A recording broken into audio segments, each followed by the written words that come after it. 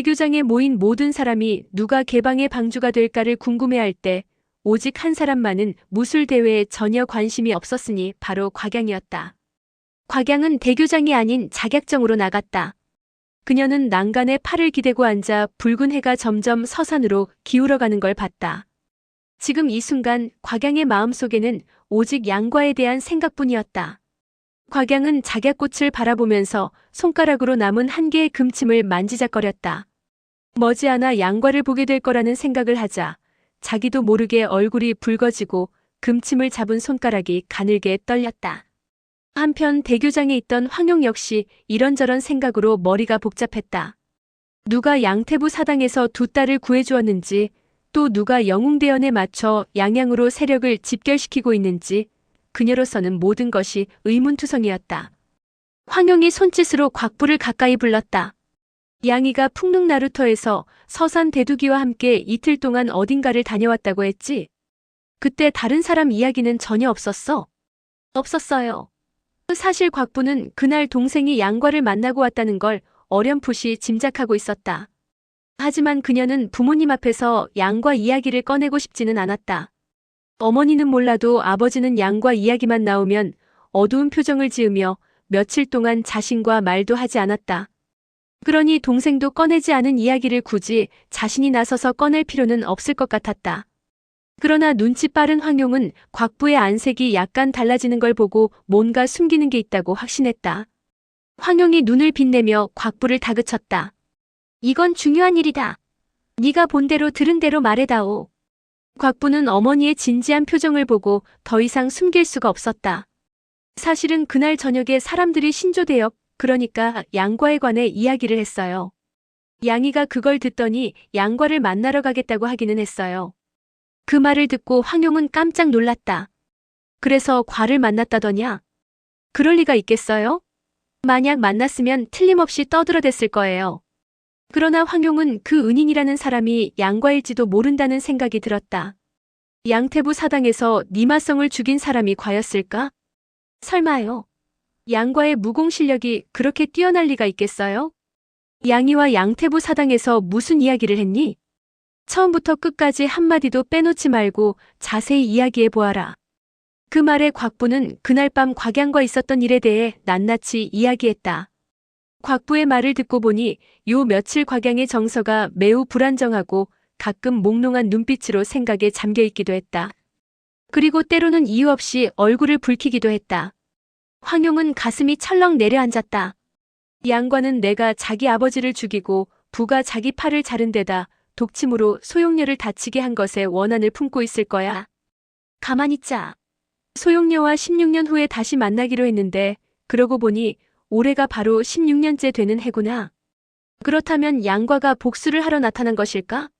황용은 양과가 복수를 하러 왔을지도 모른다는 생각이 들자 등에 식은땀이 흘렀다. 양과는 소용녀에 대한 정이 매우 깊었다. 만약 오랜 세월 동안 힘들게 기다렸는데 결국 소용녀를 만나지 못하면 틀림없이 곽씨 집안을 증오할 거야. 16년 동안 한을 품어왔으니 양과의 성격상 복수를 한다면 부를 한 칼에 죽이는 걸로 끝내지는 않을 거야. 황용은 가슴이 답답해졌다. 다만 한 가지 이해가지 않는 점이 있었다. 그건 양과와 소용녀가 헤어진 시기가 곽양이 태어나고 몇 개월 후라는 점이었다. 그렇다는 건 아직 두 사람이 약속한 날짜가 되지 않았다는 말이었다. 만약 양과가 곽씨 집안에 복수를 한다면 그건 소용녀를 만나지 못했기 때문일 것이다. 그런데 아직 두 사람의 약속 시간이 남아있지 않은가? 황용은 생각할수록 마음이 불안해졌다. 그때 갑자기 누군가의 비명소리가 들렸다. 고개를 들어보니 무수문이 막 장력으로 뚱뚱한 승려를 단 아래로 밀어내고 있었다. 황용은 곽정 곁으로 다가가 귓속말을 했다. 이곳을 맡아주세요. 난 양이에게 좀 가봐야겠어요. 그러곤 곧바로 내실로 갔는데 곽양은 방에 없었다. 시중두는 하인에게 물어보니 후원에 있다고 했다. 그 말에 황용은 가슴이 서늘해졌다. 대교장의 무술대회도 보지 않고 혼자 후원에 나가 있는 걸 보니 누군가를 만나려는 것 같은데 설마 양과를 만나기로 했나? 황용은 우선 자기 방으로 돌아가 몸에 금침을 숨기고 허리에 단검을 찬 후 죽봉을 들고 후원으로 갔다. 황용은 아란석으로 된 길로 가지 않고 가산석 뒤에 오솔길을 빙 돌아서 자격전 곁으로 다가갔다. 황용은 아직 곽양이 혼자 있는 걸 보고 다소 마음이 놓였다. 그때 곽양이 혼잣말을 하는 게 들려왔다. 매년 생일 때마다 어머니는 내게 3가지 소원을 말하라고 하셨지. 조금 있다가 어머니 앞에서 이런 말을 하기는 불편할 테니 혼자 있는 지금 하늘에 대고 소원을 말해야겠다. 막 곽양에게 말을 건네려던 황용은 곽양의 말을 듣고 주춤했다. 내가 엄마이긴 하지만 양이가 무슨 생각을 하는지 잘 알지 못하잖아. 이 기회에 양이가 무슨 소원을 비는지 들어봐야겠군. 첫 번째 소원은 어머니와 아버지가 군사들을 이끌고 몽골군을 물리쳐 양양 백성들이 태평하게 살 수 있도록 해주세요. 황용은 안도의 한숨을 내쉬었다. 엉뚱한 행동을 많이 하기는 하지만 그래도 역시 내 딸이군. 두 번째 소원은 아버지와 어머니가 건강하게 장수하고 하시는 일이 모두 잘 될 수 있도록 해주세요. 곽양이 태어났을 때부터 지금까지 계속해서 전란을 겪고 있는 상황이었기 때문에 곽정과 황용은 곽부를 키울 때처럼 정성을 들이지 못했다. 그런데 이런 진심 어린 소원을 들으니 황용은 자기도 모르게 눈시울이 붉어지며 딸에 대한 애정과 사랑이 진하게 되살아났다. 곽양은 잠시 침묵을 지키다가 이윽고 3번째 소원을 빌었다. 3번째 소원은 신조대업 양과와. 황용은 딸의 3번째 소원이 양과와 관련 있을 것이라고 예상은 했으나 막상 딸의 입에서 양과라는 말이 나오자 가슴이 철렁 내려앉았다. 그러나 3번째 소원은 황용이 생각지도 못한 것이었다. 아내 소용녀가 하루빨리 상봉해서 행복한 삶을 살 수 있게 해주세요. 황용은 곽양이 양과와 소용녀의 관계를 알고 있다는 사실이 뜻밖이었다. 그때 갑자기 툭 하는 소리가 나더니 담벼락 위에서 누군가가 뛰어내렸다. 키는 작지만 머리는 유달리 큰 사람이었다. 곽양은 그 이상하게 생긴 사람을 보고 자리에서 벌떡 일어났다. 대두기 아저씨, 오빠는요? 대두기는 작약정으로 걸어 들어가더니 손을 모으고 예를 갖추며 말했다. 신조대업께서 저더러 낭자께 말씀을 전해달라고 하셨습니다. 대두기의 말에 곽양은 실망한 나머지 눈시울이 붉어졌다. 날 보러 올 시간이 없나 보군요. 곽양은 속상한 나머지 눈물이 흘러내릴 것만 같았다. 대업께서 오지 않는다는 말씀을 드리려는 게 아닙니다. 대두기가 미소 지으며 말했다. 신조대업께서 낭자를 위해 3가지 생일 선물을 준비하느라 조금 늦게 오시겠다고 전해달라 하셨습니다. 그 말에 곽양의 얼굴이 환하게 밝아졌다. 이미 여러 사람에게서 선물을 많이 받았는걸요. 난 없는 게 없이 다 있으니 아저씨는 가셔서 오빠에게 선물 때문에 신경 쓰실 필요는 없다고 전해주세요. 그러나 대두기는 고개를 저었다. 3가지 선물 중 첫 번째는 이미 준비하셨고 2번째는 대업께서 형제들을 시켜 준비하게 하셨는데 지금쯤 준비가 되었을 것 같네요. 곽양이 답답한 듯 한숨을 쉬었다. 선물 때문에 늦게 오시느니 선물이 없어도 좋으니 일찍 오셨으면 좋겠어요. 3번째 선물은 신조대업께서 대교장 개방대회에서 직접 낭자께 건네주시겠다고 했어요. 그러니 낭자께서는 대교장으로 가시면 됩니다. 오실 시간이 거의 다 되었어요. 그러곤 휘파람을 몇 번 불었다. 그러자 무언가 시커먼 것이 담장 안으로 툭 하고 떨어졌다. 자세히 보니 바로 양과와 함께 다니던 신조였다. 곽양은 신조를 보자 얼른 달려가 목을 껴안았다. 마치 오랫동안 헤어져 있던 친한 벗을 만난 것 같은 기분이 들었다. 그러나 신조는 도리어 두어 걸음 뒤로 물러나더니 고개를 빳빳하게 쳐들었다. 누가 수리형 아니랄까봐 날 모른 척할 거예요? 곽양은 다시 가까이 다가가 신조의 목을 껴안았다. 이번에는 신조도 피하지 않았다. 곽양에게 안겨 고개를 비스듬히 하고 서 있는 게 마치 말썽 많고 귀여운 딸이 엄격하고 위험 있는 아빠를 껴안고 애교를 부리는 듯한 모습이었다. 수리형, 우리 같이 가요. 맛있는 음식으로 대접할게요. 혹시 술도 마시나요? 그 말에 대두기가 웃었다. 아마 좋아하실 겁니다. 두 사람은 신조와 함께 대교장으로 갔다. 신조가 대회장에 들어서자 그 괴상하고도 위험 있는 모습을 보고 모두들 혀를 끌끌 차며 신기해했다. 곽양은 대두기와 신조를 이끌고 단 가까이로 다가가 빈자리에 앉았다. 잠시 후 황용도 대교장에 나타났다. 양과가 여기 나타날 모양이군. 한바탕 난리가 날 듯하니 미리 준비를 단단히 해두어야겠다. 그때 무돈이와 무수무는 이미 다른 사람에게 패해 단에서 물러나 있었다. 주자류의 조카와 점창어원의 제자 3명도 역시나 패한 모양이었다. 현재 단 위에는 야율제가 연이어 3명의 적을 물리치고 주백통에게서 배운 71호 공명권을 사용해 40살 정도 되어 보이는 건장한 사내를 공격하고 있었다. 이 건장한 사내의 이름은 남천하로 귀주의 묘족 사람이었다. 어릴 때 사천의 청성산에서 약초를 캐다가 발을 헛디뎌 절벽에서 떨어진 적이 있는데 거기서 한 기인을 만나 상승의 무공을 배웠다. 야율제와 남천하는 한참을 싸웠지만 좀처럼 승부가 나지 않았다. 두 사람이 무공을 겨루는 모습을 보며 도전하려던 많은 사람은 경솔하게 나서지 않은 것을 다행으로 여겼다. 사실 남들이 보기에 서로의 실력이 대등해 보일지 몰랐으나 실상은 그렇지 않았다. 남천하는 승부를 보려고 전력을 다하는 반면 야율제는 다음 승부를 염두에 두었기에 힘을 아끼고 있었다. 남천하는 계속해서 승부가 나지 않자 점점 마음이 조급해졌다. 서남 지역에서 20년을 살아오면서 그 누구도 그와 30초씩 이상을 겨루지 못했다. 그런데 오늘 천하의 영웅 호걸들이 모두 모인 자리에서 자기보다 어린 후배를 쉽게 이기지 못하니 체면이 말이 아니었다. 그래서 남천하는 내공을 더욱 끌어올려 거세게 몰아붙였다. 그러다 야율제에게 빈틈이 생기자 남천하는 기회를 놓치지 않고 야율제의 가슴을 향해 일장을 날렸다. 그러자 야율제 역시 일장을 날려 남천하의 공격을 맞받아쳤다. 그 순간 엄청난 충격음과 함께 기파가 사방으로 퍼졌다. 그리고 두 사람은 서로 장을 맞부딪힌 채 잠시 꼼짝도 하지 않았다. 이제 두 사람은 내공을 겨루는 상황이 되었다. 그러나 얼마 지나지 않아 남천하의 안색이 잿빛으로 변하면서 비틀거리며 뒤로 두어 걸음 물러서더니 양손을 모으며 말했다. 정말 대단하십니다. 남천하는 단의 계단 입구로 다가가서 큰 소리로 말했다.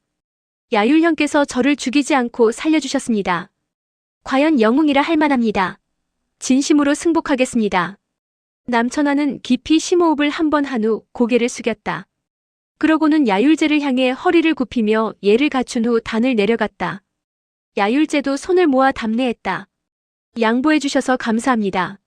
사실 두 사람이 내공을 겨룰 때 야율제의 강한 내력 공격에 남천하는 온몸이 감전된 듯 저려왔다. 그러더니 곧이어 아랫배가 끓는 물처럼 부글거리더니 곧 단전이 터질 것만 같았다. 깜짝 놀란 남천하는 급히 손바닥을 떼어내려 했으나 야율제에 끌어당기는 힘이 너무 세서 겨우 반척 정도밖에 손을 떼지 못했다. 상대의 내력이 단전까지 침투하면 그 자리에서 생명을 잃을 수도 있고 설사 죽지 않더라도 무공을 잃고 패인이 될 수도 있었다. 남천하는 가슴이 서늘해졌다. 결국 남천하는 삶을 체념한 채 두 눈을 꼭 감고 죽기만을 기다렸다.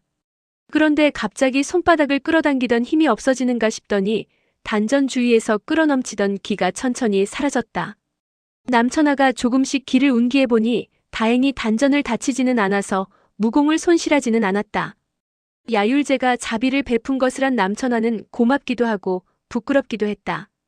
그래서 모두를 향해 야율제가 자기 생명을 살려주었다고 알린 것이다. 조금 전 두 사람이 치열한 싸움을 벌이고 있을 때 사람들은 남천하의 무공이 얼마나 강한지 똑똑히 보았다. 그런데 야율제가 그런 남천하를 제압했으니 무공을 좀 아는 사람들은 감히 더 이상 도전할 생각을 하지 못했다. 게다가 야율제는 곽정과 황룡의 사위였기 때문에 개방과도 관계가 깊었다. 그래서 4대 장로와 8결 제자들은 은근히 야율제가 방주가 되기를 원했다. 또한 야율제는 전진교의 최고 어른인 주백통의 제자였다.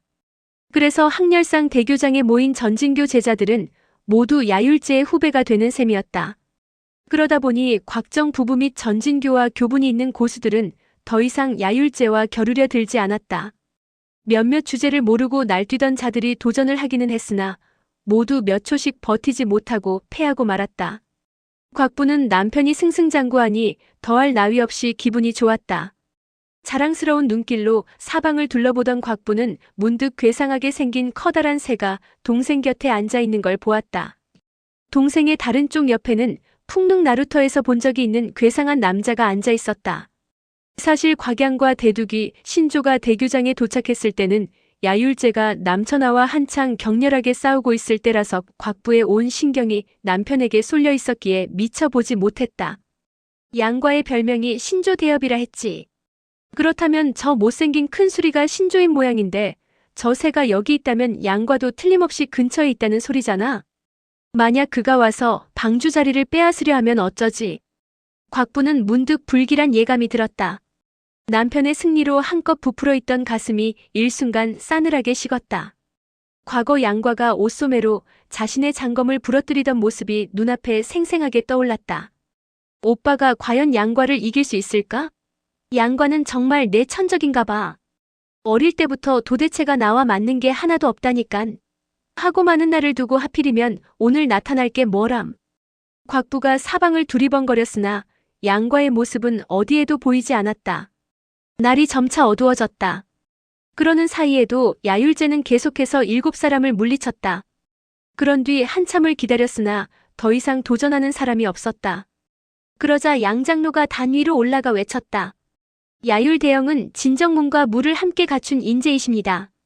우리 개방은 모두 야율대영을 환영하는 바입니다. 만약 대영께서 우리 개방의 방주가 되신다면 양장로의 말이 끝나기도 전에 단주위에 앉아있던 개방의 제자들이 일제히 일어나 환호성을 질렀다. 혹시 아직도 도전하실 분이 더 계십니까? 양장로가 연이어 3차례를 물었으나 대답하는 사람이 아무도 없었다. 곽부는 기쁨으로 가슴이 벅차올랐다. 양과가 지금 나타나지 않으면 기회는 없는 거야. 야율 오빠가 방주에 취임하고 나면 그때는 양과가 나타나서 소동을 부린다 해도 소용없지. 그런데 그때 말발굽 소리가 요란하게 들리더니 두 필의 말이 대교장을 향해 달려왔다. 말발굽 소리로 미루어 보아 무언가 급한 용건이 있는 듯 했다. 곽부는 가슴이 철렁 내려앉았다. 마침내 왔구나. 질풍처럼 달려온 두 필의 말 등에는 회색 옷을 입은 남자 2명이 타고 있었는데 이들은 곽정이 파견한 척후병이었다. 곽정은 자기가 보낸 척후병이 급히 돌아온 걸 보고 역시 가슴이 철렁 내려앉았다. 마침내 왔구나. 그러나 곽정과 곽부가 마침내 왔다고 생각하는 대상은 결코 같은 사람이 아니었다. 곽부는 양과를, 곽정은 몽골 대군을 가리킨 것이었다. 2명의 척후병은 단에서 얼마 떨어지지 않은 곳에서 말을 멈추었다. 그리고 말에서 내려 곽정 앞으로 달려가 인사를 올렸다. 곽정과 황용은 급히 두 사람의 안색을 살폈다. 그런데 이상하게도 두 사람은 매우 당황스러우면서도 기쁨이 넘치는 표정이었다. 마치 예상치 못한 횡재를 얻은 사람들 같았다. 곽대엽, 몽골 대군의 좌익 선봉 천인대가 이미 당주에 도착했습니다. 그 말에 곽정은 깜짝 놀랐다. 이렇게 빨리 오다니. 다른 한 명의 척후병이 말을 이었다. 몽골 대군의 우익 선봉 천인대가 이미 등주에 도착했습니다. 두 척후병의 보고에 곽정은 신음에 가까운 소리를 내뱉었다. 북측으로 들어오는 적군이 두 길로 나뉘어 진군하는구나. 진군 속도가 이토록 빠르니 큰일이군. 당주와 등주는 양양에서 불과 100리 남짓 떨어진 곳이었다. 두 곳에서 양양 맞은편인 번성까지는 모두 평야지대였다. 진군하는데 장애가 되는 산 같은 게 전혀 없었기 때문에 몽골군이 말을 달려 진군한다면 번성까지 겨우 이틀거리였다. 그런데 그때 두 번째 척후병이 들뜬 목소리로 말했다. 그런데 이상한 일이 있습니다. 등주성 외곽에 도착한 몽골군 천인대가 모두 죽어 있었습니다. 군관이고 사병이고 간에 어느 한 사람도 살아있지 않았습니다. 곽정이 이상해서 물었다. 그게 어찌 된 일이냐? 그러자 첫 번째 척후병이 말했다. 당주 쪽도 마찬가지입니다. 사방이 몽골군의 시체로 뒤덮여 있었습니다. 그런데 이상한 건 시체의 왼쪽 귀가 모두 잘려 있었습니다. 두 번째 척후병이 말을 이었다. 등주의 상황도 똑같았습니다. 죽은 사람들의 왼쪽 귀가 없었습니다.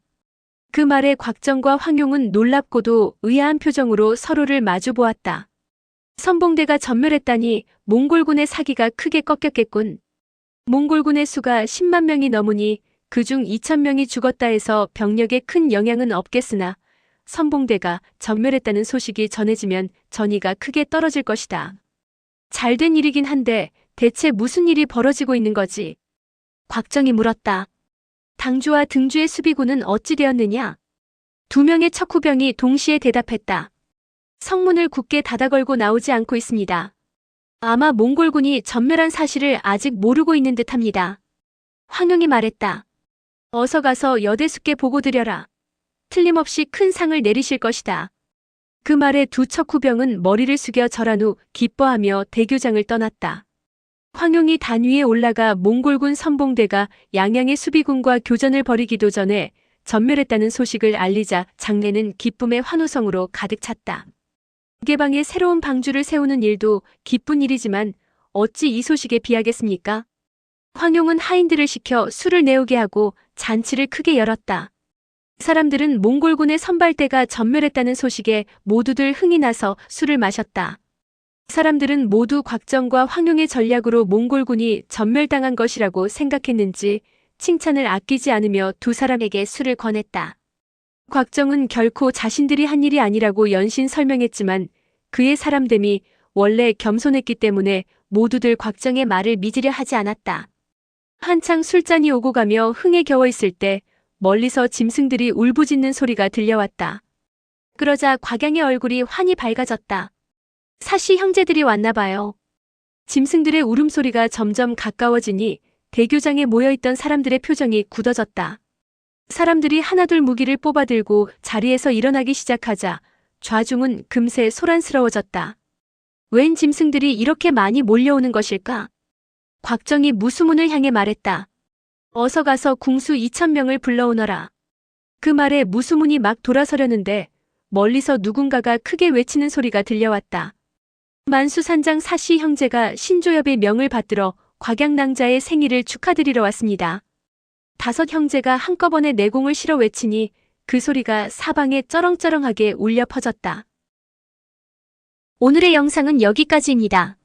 영상이 도움이 되셨다면 구독과 좋아요, 알람 설정 부탁드립니다. 시청해주셔서 감사합니다.